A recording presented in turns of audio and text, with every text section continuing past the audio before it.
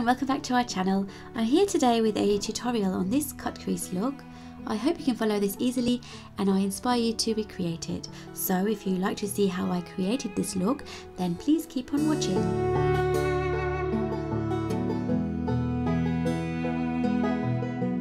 I'm going to start this look off by filling in my eyebrows.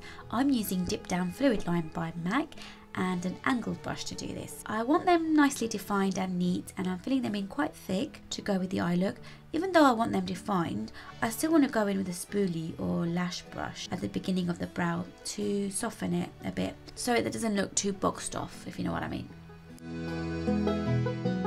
For my primer, I'm using this Shadow Base by Nyx, and firstly going directly under the brows to clean them up and define them. You can use a concealer to do this, but since I'm going to fill the whole lid with this base, I skipped the concealer part.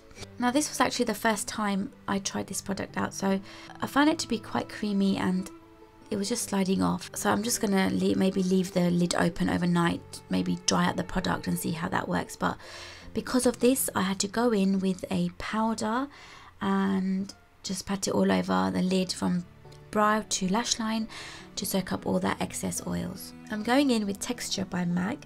This is a great colour to begin any look with. I'm going to start off to warm up that crease with a large fluffy brush, and I'm using an E40 Sigma brush to do this. And this is going to help the next few colours blend perfectly.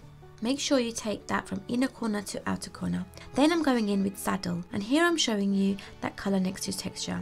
It's only a tad darker than Texture, and I've switched to a smaller fluffy brush. This is either the 217 or Sigma E25, and I'm going to place this slightly under the first colour, still making sure you take it from inner corner to outer corner. Then I'm going in with Embark, a colour that is darker than the previous one. I'm using the E45 brush by Sigma to do this, and again going in slightly below Saddle and at the same time blending upwards. The next colour I'm taking is from this Warm palette by MAC, and it's the darkest shade in there. And with a 222 brush, I'm going to start to define the crease now. So I'm not sure if you've noticed, but the darker the colour, the smaller the brush, but always still using a fluffy one. This is because you want to make sure that you keep blending as you layer on the colours. And then the same with the black and a tiny blending brush. This is the E36 from Sigma. And it's really important that these colours that we've used so far are matte or at least semi-matte. And then I'm going in with some makeup remover and cotton bud or a Q-tip and cleaning the lid area whilst creating the shape I want for my cut crease. Then I'm taking this jumbo pencil from NYX in the colour Milk and applying this on the lid. This will help the next colour I use on the lid to really show its true colour. Obviously I'm still not done with the crease. You don't have to do this part, but clearly I wasn't happy with it, and I'm going in with some black eyeshadow on an angled brush and really defining it, and I'm just blending that out. For the lids, I'm using this pigment from Sugarpill called Supercharged. This is such a pretty colour. It's got lovely little sparkles, but be warned, they do go everywhere, and it was just a bit tricky to apply this. And you'll see me touch up later as I felt the application wasn't even enough for me. Then I'm going in with black gel eyeliner. This one's my all-time favourite, and it's by Inglot, and I'm using a small eyeliner brush to do this. I'm creating a long wing, connecting it to the crease as you can see me doing now. I love this brush to do my eyeliner, but sometimes I do prefer an angled brush. Next I'm going to curl my lashes and put on a couple of coats of mascara.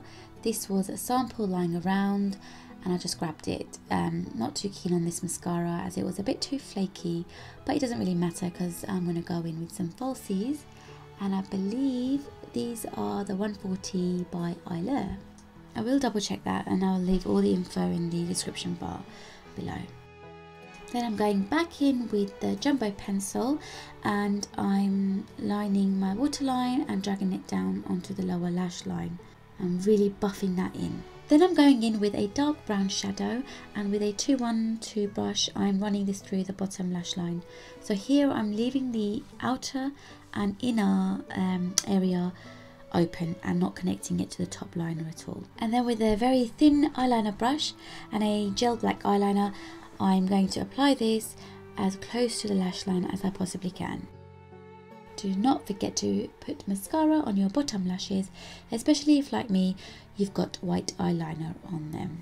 So here's where I reapply the orange pigment, and to be honest, this wasn't the best time to do it because there was a lot of fallout, big time, and it went all over my lashes, but at least the colour started to look a bit more bright, and I did use Fix Plus to dampen my brush.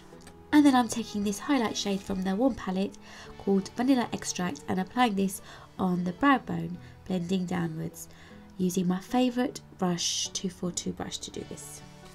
For my foundation, I'm using Illamasqua's Rich Liquid, and I mixed two colours to get my perfect match. I used shades 233 and 240 for those who are interested, and let me tell you, I am loving this foundation recently, but it is on the heavier side, so for those who don't need that much coverage, I'll stay away from it. You might want to try their skin base foundation, which I equally love. And then I'm taking a cream foundation and I'm using this to highlight certain areas of my face. So I start with the T shape on my forehead and bring it down on the bridge of my nose and highest points of my cheekbones and a little bit on my chin.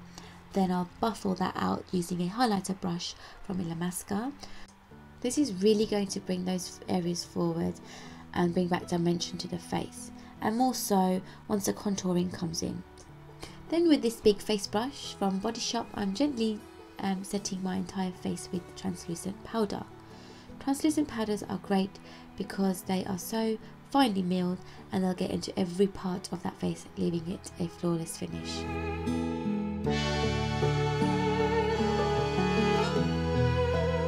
Then I'm going to go in and contour my face. I'm using Sleek Contour Palette in the shade Medium, and I'm using an angled brush.